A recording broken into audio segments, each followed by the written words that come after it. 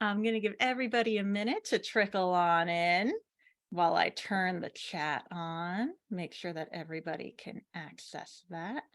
Did I see? So Jen, I was just at Fantastic. Downtown Disney. No. Yes. Okay, I'm going to ask you about Disney now, adding that to my list of questions, but I'm going to rock and roll us ahead with the introductions. Hello, I am Nicole from Oblong Books, and thank you to everybody who is tuning in tonight for our little Queer Found Family panel. I am so excited to be hosting this. A few housekeeping things before we get started. 1, you will see a chat box on the side of your screen. Feel free to use it. Converse amongst yourselves. If you have any questions for our lovely panelists, you can either drop them in there or at the bottom of the screen, you'll see a Q&A button. If you want to make sure I don't miss it, drop it in that Q&A spot and I will ask those questions on your behalf at the end. 2, if you like queer sci-fi fantasy, we are doing another queer sci-fi fantasy event next month. So head to oblongbooks.com/events to check it out. You'll get to see my beautiful face again. And 3, last but not least, we get to put on wonderful events like this because of your support. If you like books like this and books like this, please buy them. Buy books. They make great gifts. Already got one? Get another one. Give it to somebody else. All right, let's hop on into this. I am so excited today to be joined by J.R. Dawson and Ryka Aoki. I do something odd when I'm hosting events, unless I've already read the book. When I know I'm hosting an event and I haven't started the book yet, I stop in the middle of the book so that I don't accidentally spoil our audience members as to how it ends. What that means is I'm deep in both of these books, and they're so freaking good that I was like, do I skip work today and finish reading them, even though it is not my general rule to do so? So for those of you who are unfamiliar with these books, Light from Uncommon Stars, it's basically Good Omens meets Star Trek. It's about a runaway violin player, a musician who sold her soul to hell, and a donut-making alien. It is delightful and strange and moving and just so much fun to read. And on this side, we have The First Bright Thing, which follows the Circus of the Fantasticals, which is a misfit troupe run by a ringmaster who can travel throughout time and space as the whole troupe navigates an old magical enemy and new members and also world wars, because why not put everything in one book and do so beautifully? I'm already obsessed with these two books, and I'm so excited for this event and also for this event to be over so I can go finish them. They're so good. Thank you both for joining me tonight. Thanks for having us. So happy to be here. Yes. So I wanted to kick it off. We're going to softball it. We're going to work our way towards some big questions, and then we're going to hone back in with some like fast-paced fun stuff. So I was wondering, to kick it off, since we did kind of theme this around queer found family, in my head right now, the center of those found families, the people without whom the rest of the family would not have come together and exist, are Rin and Katrina. And I was wondering if you could tell us a little bit more about those characters. Whoever wants to go first. I'll start because so Katrina really is somebody who is an amalgamation of a lot of people I grew up with. And a lot of times they didn't get to be recognized for who they are. And what I wanted to do with somebody like Katrina, who was a mixed race with a lot of interest in video games and in violin, and also very aware that she's not white, all of these different things going on, is I wanted to show that what looks like a mashup of different things is actually one whole character. And the thing that is queer and we think about as queer is actually not something that you add on to Katrina. There's not a Katrina and then you give her the queer pill and then suddenly she's queer in addition.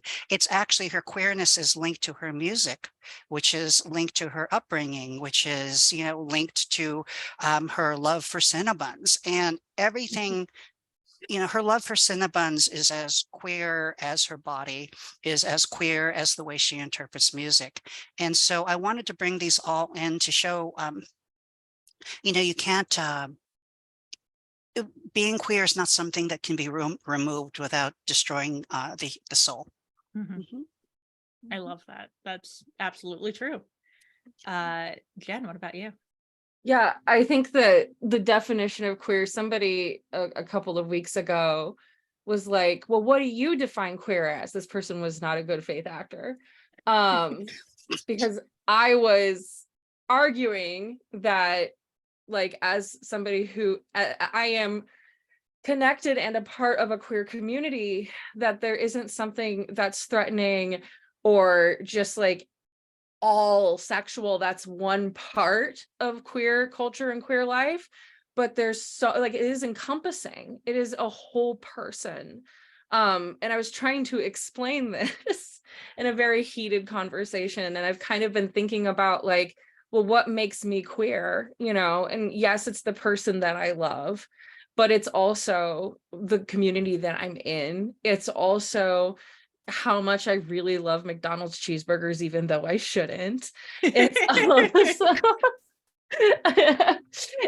so it's all of these things, just like Rika was saying, and I think that that's really beautiful, Rika. I'm not going to give anything away. Okay. So anyway, Rin. So Rin, that was interesting when you said it, because I was like, well, the whole found family, I don't know, like, if Rin wasn't there, would the circus exist? Because Rin is one of 3 managers who, like, have stake in the circus. The other 2 are Odette Paris, who's her wife, and Mauve Deschamps, who is her best friend. And these 3 women give different things to this circus. Odette is kind of the level-headed one and kind of keeps them out of trouble. Rin has the fire and the showmanship, and Mauve has the money and the know-how to keep them, in the green and above the line. So if Rin had never shown up, what would this have looked like?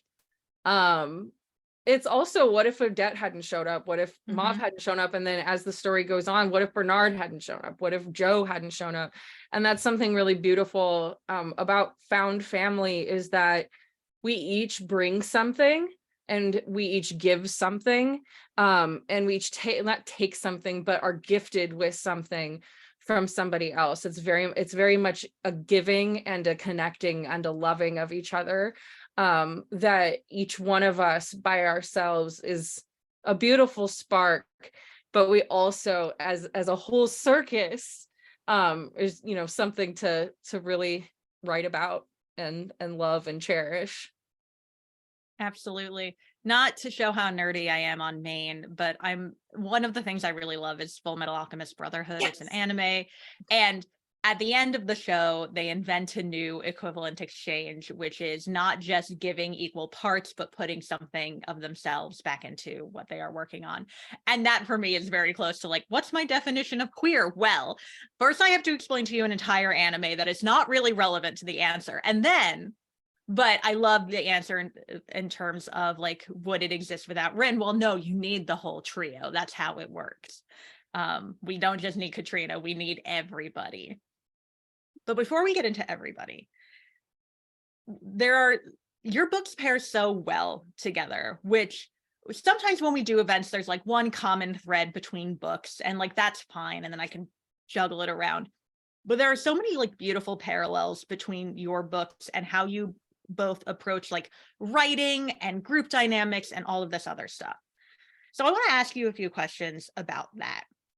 And the first is, Jen and I were talking about this briefly before you popped on with us, Rika, about needing more joy in the world. And one of the things I really like that both of your books do is this kind of beautiful balance of joy and also like not shying away from the harder parts of the world. Jen, would it be really embarrassing if I read a sentence from your first page for you? Go for Great. it. So there's a moment on your very first page where you write, in a decade where the past was a nightmare and the future was a dream, the present was an unknown sort of way station where everyone seemed a little lost.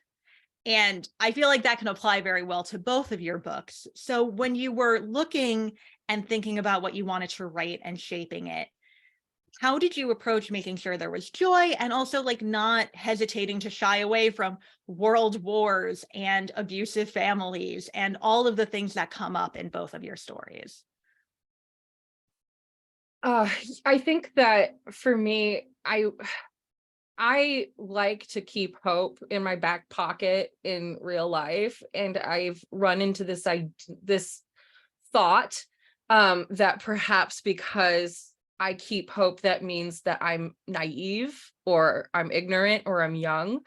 And while there are things that I am ignorant of, I think that the people who hold the strongest hope are those who have seen the dark.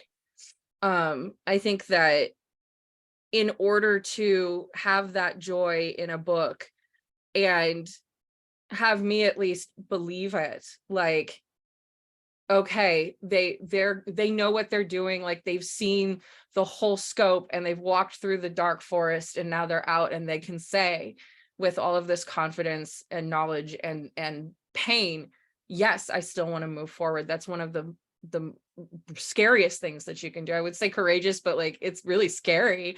And so I think that for me, especially as a Jewish writer, like Rin is gonna know some stuff and Mauve is gonna see some stuff and know some stuff and go through, like they all, are marginalized folks and marginalized characters. And yet, like when we are living in this very real world of these very dark things that are happening, how do we still carve out that joy? My spouse has this really beautiful vinyl sticker that says joy is resistance. And I think that there's really nothing weak about deciding to have that joy, and there's nothing weak about continuing to have that hope, especially when you have gone through the entire spectrum of human emotion and, all that fun stuff. I think that, with Katrina, there's this feeling of how broken is she going forward? How much of everything was her fault? Was she some sort of mistake to have been?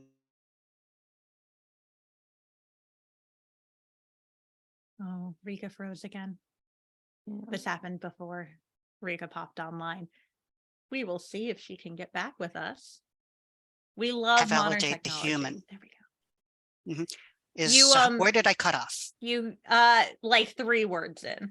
Okay, so in any case, my internet connection is up and down. We'll see what happens. But sorry about that. I'm doing everything again. Anyway, so with Katrina, she does wonder if she's damaged goods, if she's broken, if queer is a type of filth that she has. And her music is in some ways an appeal and an attempt to show that, if she can create music and play, that there must be something good in there. And I think that's one of the reasons why she's really gravitating towards the violin, which makes her time with Shizuka so cool, because Shizuka's about as corrupt as you can get. I mean, she's literally corrupted. And yet I love her. And she is literally, but she still has not given up hope to find that 7th student with the music. And so there's still this feeling that there is an ineffable goodness to being sentient, to being in the existence, to being a human being, and there's still choices to be made. And I think there's a lot of this idea of self-blame that we have as queer folk, which is what I found so really refreshing about the Sparks and First Bright thing, because what happens with theirs, you realize that why they are so persecuted and the people feel that way is not because of what we think of as queer, but they're different. They have these sparks, these things that other people don't trust. And when you can do that, when you realize that I'm actually okay, it's the hate out there that is what I'm dealing with. It gives one, I think, a lot more freedom and permission to be hopeful. This is not to say that quote unquote playing the victim is a good thing, but call it the way it is. There are a lot of good people who through no fault of their own are right now unable to live where they live, love who they love, and they're not go to the bathroom than they want. When a trans woman goes to the bathroom, usually she's not trying to take over the world or cheat you out of your retirement fund. She just wants to pee. And the fact that Elon Musk can take a leak anywhere that he wants, but I can't use the bathroom in some states, I think is a huge injustice. But anyway, going back to this, the idea that it's the reason that we are persecuted, the reason that we have been punished as queer folk really has nothing to do with the act of being queer, does it? Mhm. And That's so Respite thing is really good with that. If you can't tell, this is a mutual appreciation society. We're all obsessed with each other. It's great. I love that idea of ineffable goodness. I love the idea that and this shines through in both of your books, the idea that one person can reshape, in the case of the first bright thing, literally history. In the case of Light from Uncommon Stars, maybe I can reshape hell. Maybe I can reshape a literal galaxy. Maybe. And I love that so much. And I love the characters that we get to see. In Ryka, in your book, you navigate so many different points of view. And Jen, in yours, you're sticking pretty closely with Rin, and then you dip every now and then into a different point of view. What was juggling all of that like? The timelines, the different points of view, the characters you wanted or did not want to introduce their thoughts. What was that process on a craft level when it comes to creating these sort of big, beautiful, queer, dynamic books? What was that like? I think the first thing for me was not compromising. I think that growing up, being queer and hiding and being the Asian kid growing up who liked poetry and words, uh, despite everything my parents are trying to do to dissuade me from such things, I was feeling I wanted to write characters who embraced all the things that perhaps the people around them thought did not go together. And it when I was writing these different genres or these different styles, it's actually not what I was doing. I was writing without compromise. When I'm speaking to my parents, I will use a different type of speech. When I'm speaking to other Asian, Japanese Americans, I'll be working with things. When I'm teaching, I'm a different person. When I'm with my queer friends who are all, white folks going to Jamba Juice sometimes. I mean, it's all, we use different speeches and we do it so effortlessly sometimes that if that we can sometimes forget how versatile, how magical, how adaptable, and how resilient we are. And I thought that by expressing this in a book, people would say, whoa, what are you doing with the mashup? And there's a line in my book where it says, it's in pieces. Well, so are we all. And the pieces come together to make, amazing music. What makes the music in a violin? It's not any one piece, it's the entire structure and the emptiness and the hollowness of the chamber that you fill. And so that's what I was after there. I never really set out, and I think this is a misconception. I never set out to be off the wall. I never set out to write a mashup. I set out to say, I don't want to be dissected anymore. I don't want to be separated anymore. I just want to be home in my own skin and I'm going to let my characters be home in their own skin. Let's see what people have to say. I love that. I think the first thing that I said when I finished Light from Uncommon Stars, which it was like a year or so ago now, I said, this book is so masterfully done, and she is the only one who could have written it. Like, I was like, if an AI had tried to write this, if anybody else had been given like a prompt or something, or if somebody was like, I'm going to do this, this, and this, it could only be Ryka, because this is Ryka's story. And this is all of the parts of Ryka. And it's masterfully done. It's beautiful. I was also thinking about something that you said, Nicole, about queer folks and the ineffable joy. And I think that in both of our books, another definition of queer is that all of our characters have like a trajectory, and at some point they say no, and they let go of that trajectory and they do what's in their heart. And I think that that is kind of what makes both of these very queer books.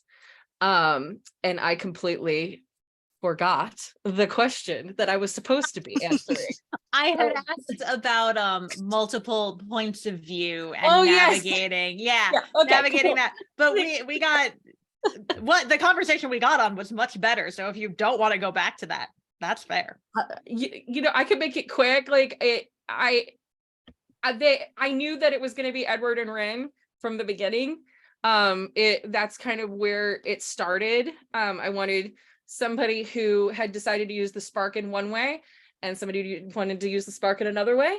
I had originally had a third perspective as that which way are they gonna go. So Jo was originally a perspective, and we cut her because it got a little crowded and took away from Rin, because Rin is the type of character that if you put her in a room, she will find the darkest corner and stand there. And she did not want to be the protagonist. So one way to kind of push her out there and be like, no, this is your story, go, is to give her more real estate. So amazing. I love that. I want to circle back around to the idea of writing without compromise, which is a phrase I maybe want to just get hung up on a wall somewhere. That we were talking about how like being queer isn't inherently being courageous or anything. It's just being who you are and all the parts of who you are.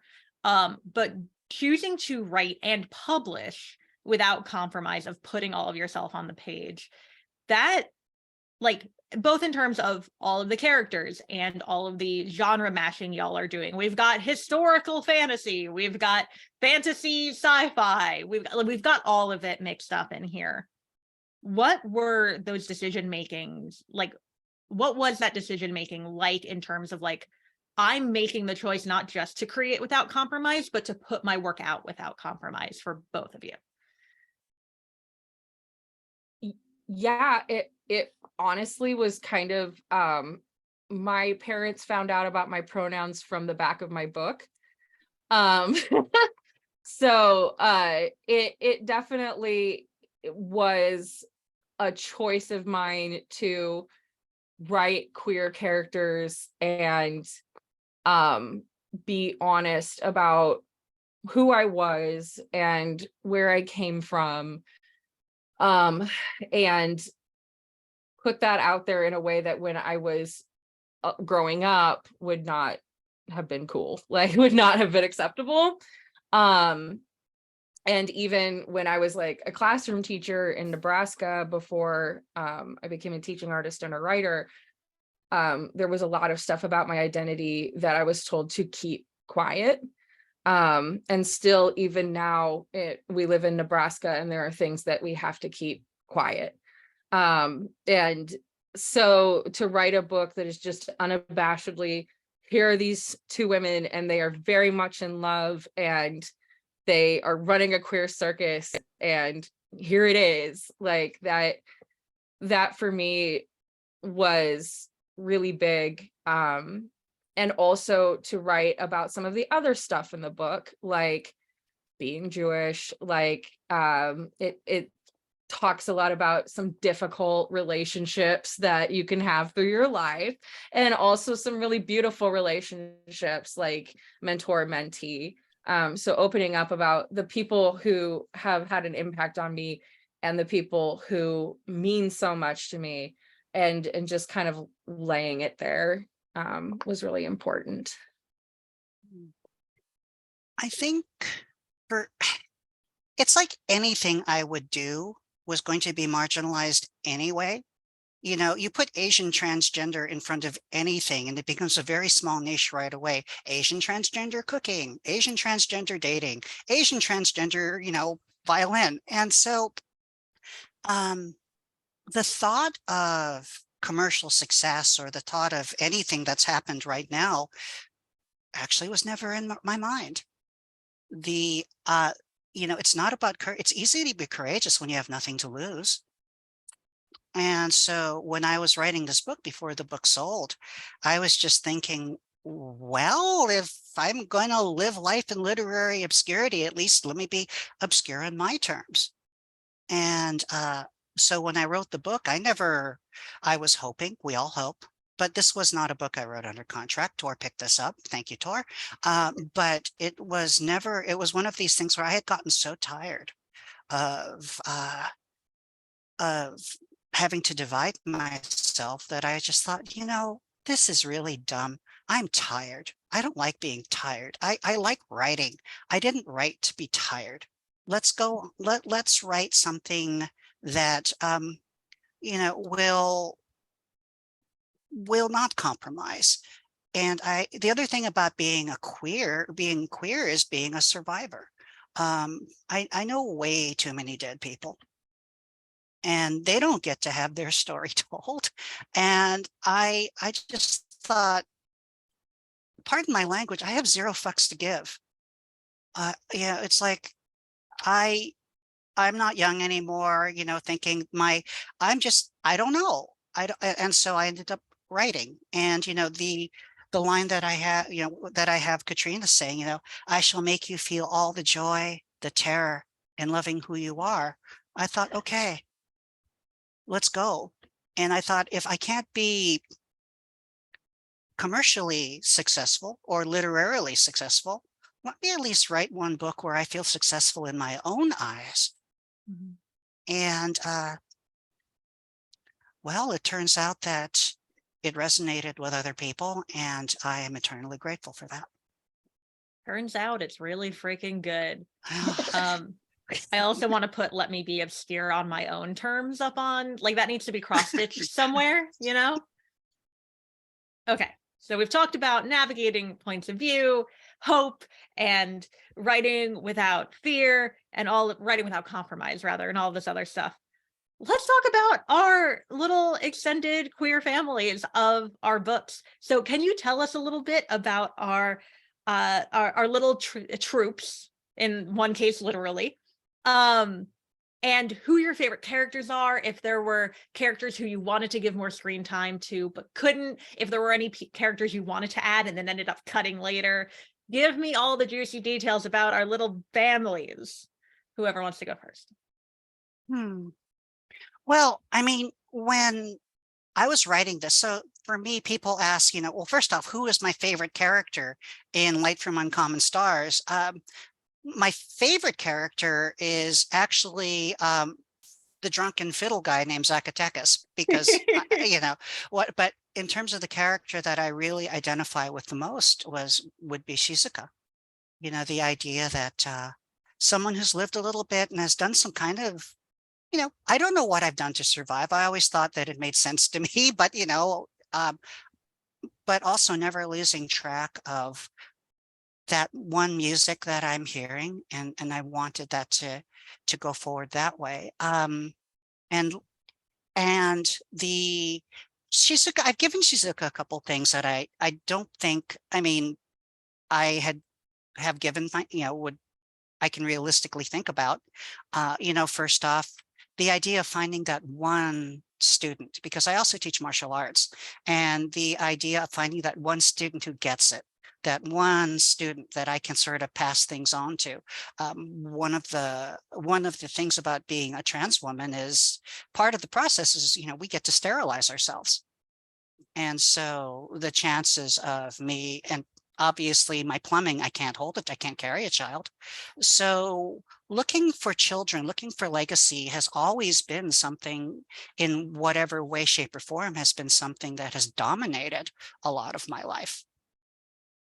And so I also, though, wanted, because, right, why not? I wanted to give Shizuka, who is a very sort of jaded character, a goofy, um, clumsy, young adult style romance, which is why she got the donut lady, and why Katrina and Shirley, who in an earlier draft, who were supposed to be romantically linked, were not.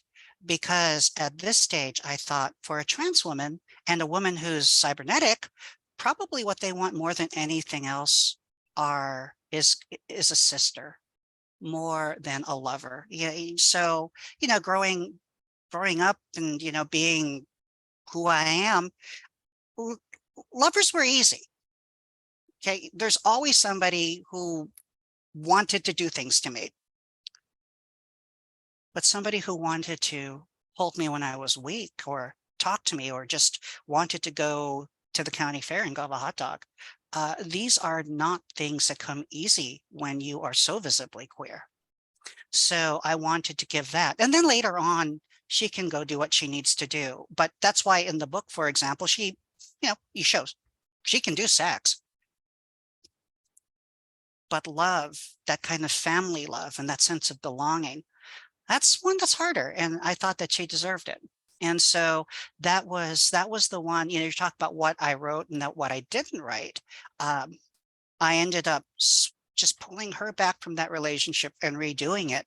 And I feel really clean about that. I think I gave her what she needs. And I think a lot of times when we are writing family, we get to write the families that in some way, shape, or form, we wish we had. I don't know, Jen, what do you think? Do you feel somewhat the same? Yeah, I think that when we're talking about found family, we have to find all of those family members. Um, and I think so. Growing up the way that I did, I was told from a very young age that anybody who wasn't biologically related to me was never going to give a crap about me, that people were selfish, that people had no interest, they would eventually leave. And I've very much learned that that is not true. And we have to find each other. And as Ryka was talking about, it isn't just finding parents, it isn't just finding siblings, it's also finding children, like finding our mentees, yes. Finding students who understand, who we can hand our books to, like I just gave one of my kind of like adopted nieces all of my piano lesson books, and I was like, here you go. And I said to the family, I said, I was going to give these to my kid, but that's not going to happen. And my very good friend said, well, but you are, though. And like that meant so much. So I think that when it comes to finding family and then holding on to family and protecting that family, it is this kind of like balance between who can we trust, who's going to stick around, who is healthy enough to fulfill the promises that we make to one another. And then by writing the circus book, that's what I call it, writing the first bright thing, I was able to see the joy and the strengths of my own found family. This book very much came from the love that I have for my friends, especially here, like in the art scene, in the queer scene, in Nebraska, where there isn't a lot of us, and we are so hard on ourselves all the time, or we don't think that we deserve each other. But what I wanted to do is I wanted to show my friends, no, this is how I see you. You are a spark. And like, I just kept writing that. And like every time that I like one of the real sparks, or like one of my friends comes in and wants there's book sign, I go, you're a spark. And like, it isn't just something that I'm writing in there. Like I'm saying, this is because of you. And sometimes something can happen to that family. Sometimes the family shifts and changes while we grow up and grow distant or grow closer to others. And we're just kind of trying to come up with these new definitions of what it looks like, and what it will look like as we get older. So yeah, I think that I'm very lucky to know a lot of really amazing people, and each one of them has been worth every single one of the people who maybe hurt others in another way. So I think the joy is worth it. I think that, one thing that I see in your work, is that I hope is reflected too in mine as well, is a lot of what elevates the joy we feel, or actually sanctifies it, is that sort of presence and that understanding, and that just sometimes unspoken understanding that we've been through a lot together, and there has been a lot that's not been cool. And I think that sometimes when people write off things like, hope punk and squeakcore and some of these things, you're focusing on those elements. But hope is, it's kind of like, when you've gone through a lot and just having a nice kind of day where everything's working out, that's not cringe. That is the most sort of subversive, unexpected thing you can give to people. And so just my little thing, I think that having hope and having the occasional ending that's not tragic is something that is much harder to pull off well than I think a lot of people are giving credit for it. It comes from a lot of writers like Jen, who are digging into their own worlds and sharing that. And I think that's such a gift. And like Ryka. I want to thank you both. You've shared a tremendous amount of like vulnerability and honesty tonight. And I know it means a lot to me, and I know it means a lot to the folks in the audience. Hey, support these writers, buy their books, do it. Mid-event plug. Obviously, I've asked a lot of deep questions. We've given a lot of deep answers. I do want us to take a collective deep breath, because I'm going to ask you some goofy questions now, because I think the best way to like wind down any event is like rapid fire, silly questions. So I have some inspired by both of your books. I want, even though they're inspired by both, I don't want you to just answer the question about your book. I want to hear your opinions on both of these things. So we have to start with the obvious thing, which is, what's your favorite flavor of donut? Right now, so hard. Yeah, go. I want to hear what you had to say. I am still looking for the perfect donut. So if anybody has any good recommendations, because like I've gone through a few phases, like I was like doing the French cruller, I think that's like, but I can't find like the one. I haven't found my soulmate donut yet. Wow. So yeah, if anybody has any ideas, I'm here to try some more donuts. My favorite donut right now is a green salad, because it's been so funny going places and I love all the bookstores, but it's like when I come in, it's like, here's some donuts, and I'll have like 2 or 3 donuts, and we'll come in and I'll just feel, oh my gosh, my pancreas is saying, Ryka, what are you doing? So it's just the flavor green salad. No. But so just sometimes it's like, I love these donuts. Do you have a piece of fruit or something like that? So it's been amazing. My favorite lately, though, I'm ending up back at donuts where I started, which is just the simple yeast glazed donut with a happy cup of coffee, and off we go. But I've had amazing donuts. I just had this really cool donut, like this vegan strawberry donut with cream or something. It was vegan, so I had no idea. It's some kind of creamy vegan thing. And but I will tell everybody watching, whatever food you like, write a book about it, because then you will get to sample them from all over the country, and it's just amazing. I It's still loved it. Yeah, research. and yes, it's research.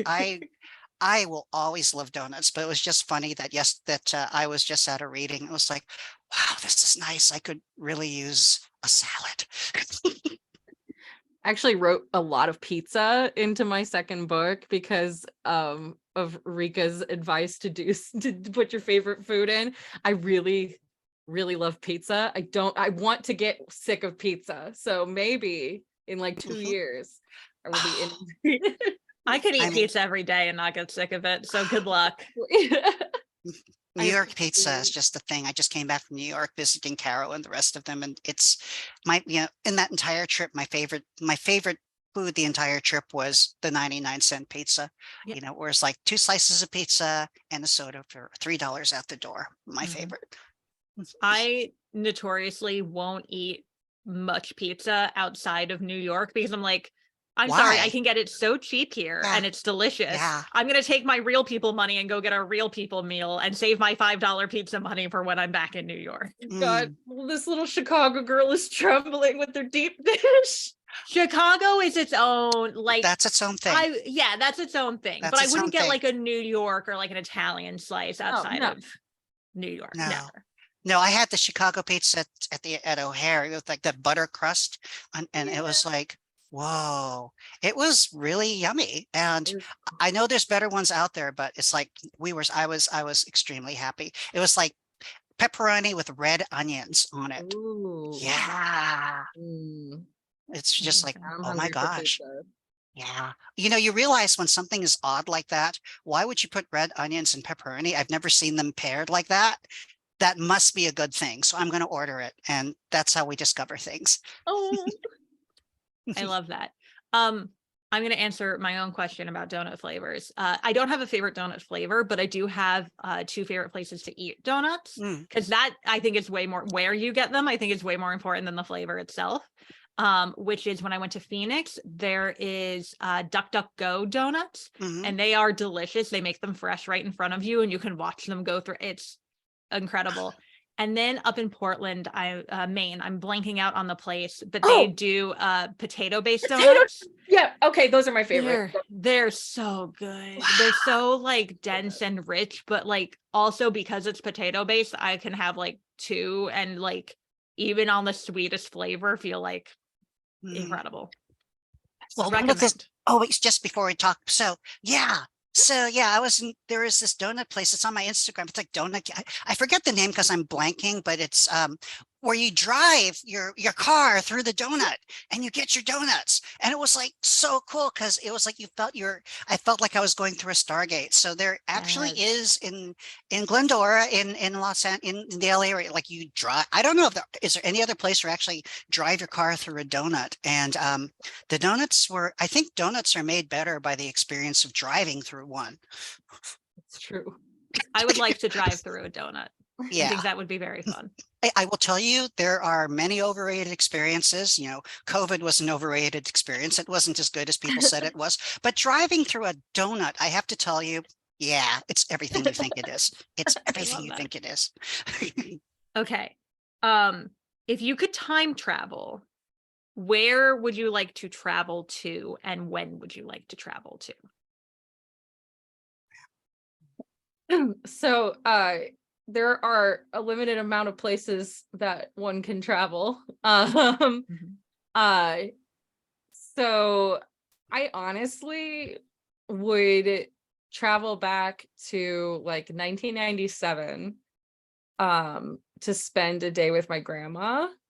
I used to live with her part-time in her apartment, and it was my favorite place in the planet, and she was one of my favorite people.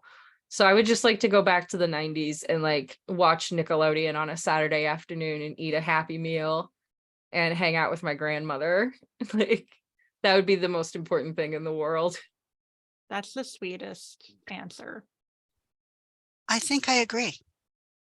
I'm also going to travel back to meet Jen's grandma. Yeah. And watch Nickelodeon with her.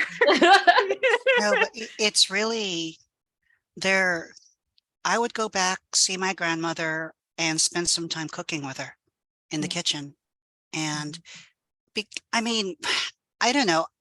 I feel we are where besides that, I just feel, okay, here we are. And I'm kind of happy to be where we are. The future's kind of weird. The past is, well, unless you can go back, 50 years and say buy Apple stock or something, I don't know, but I do like the idea of, I wish I had spent more time. I wish I had been better able to understand what was going on with my grandmother and speaking and just sort of chatting in the kitchen and cook. I think not even learning her recipes. I would just like to be in the kitchen cooking with her.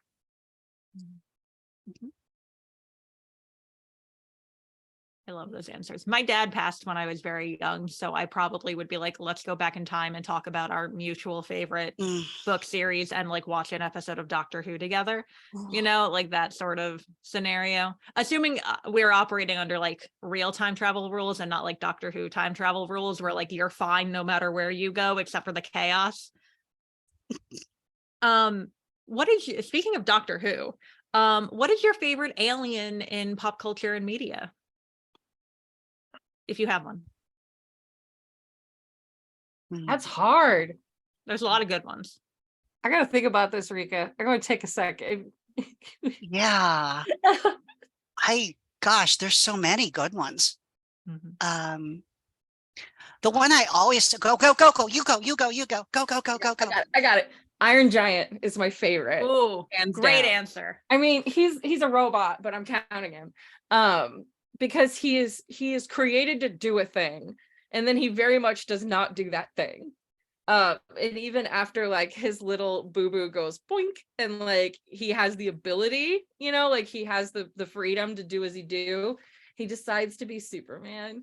And just like this big scary robot that is voiced by Vin Diesel, like the most important thing in the universe to him is this little boy. And so I really love the Iron Giant. I'm still trying to think, I mean, I think in terms of Star Trek, I'm just going to go for the really, really cheesy answer. You can play Star Trek original series Arena every day of the week, and I'll just always love the Gorn. It's just so much funny just to watch him go. And I'm going to, just because it makes me laugh, I'm just going to leave it right there. I think that's the perfect answer then. If you had to pick a favorite circus act or circus act you would like to perform in an imaginary world where you could do anything, what would you either want to watch most or most want to perform?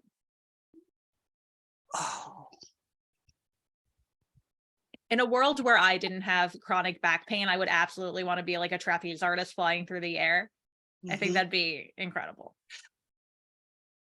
I think the most beautiful circus act I've ever kind of saw, because there's a lot of beautiful things, but there's just this one where there is this person, she was doing a handstand and she arched her back and she shot a bow and arrow with her legs through a balloon. And just like, I thought to myself, oh, that would just be so cool to have that combination of balance and flexibility. And that just looks so badass. I think that would just be something I would love to do at least once in my life.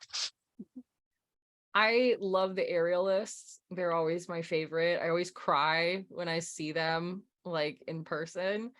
I think that if I was gonna be a circus act, I would probably, like, if I had a special spark, I would probably want to somehow fly, like do an aerialist thing, but without all of like the muscle training. I could just like, jump around like Charlie in the Chocolate Factory and the Bubbles or something. Like I just, I kind of like what Kel does where, flying around the area and like doing the nosedives and stuff. I think that would be super fun.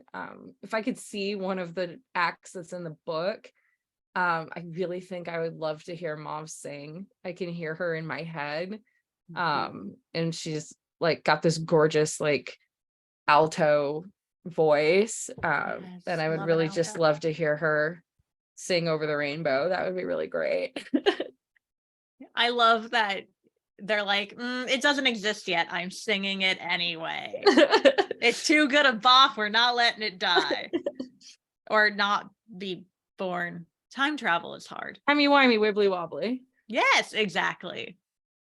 If it was exclusively for a bit, what would you sell your soul to hell for?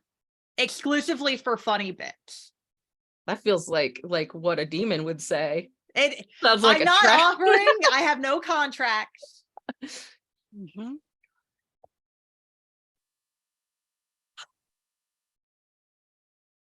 For a bit.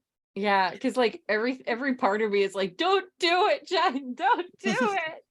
Yeah, My trust my me. coworker is in the chat telling you not to trust me and to not eat anything I offer. Take that advice as you will. Alternatively, what would your spark be? I think that the only thing that could get me to sell my soul would be making sure that my spouse was happy and safe. That's really honestly the only thing. My spark, I really think it would probably be Joe's. I think I would wish that it was shape-shifting. I've always wanted to do the shape-shifty thing. But it would probably definitely be the dream weaving, the illusions coming out of the hands. That was the first spark that I thought of and just always felt very real. It's again, it's just, we're talking about aerialists and circus performances and gifts, sparks we can have. But I mean, your spark is writing.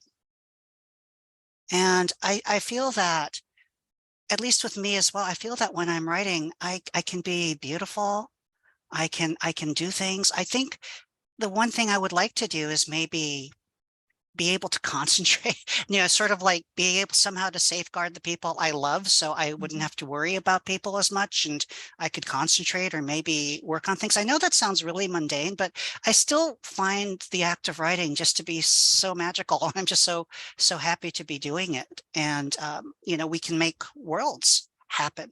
So I just wish that maybe it would be easier to do it. Maybe it would be, maybe it can be done with a little bit less self-hate, a little bit less guilt, a little bit less worry about where my friends are, a little bit, and things like that.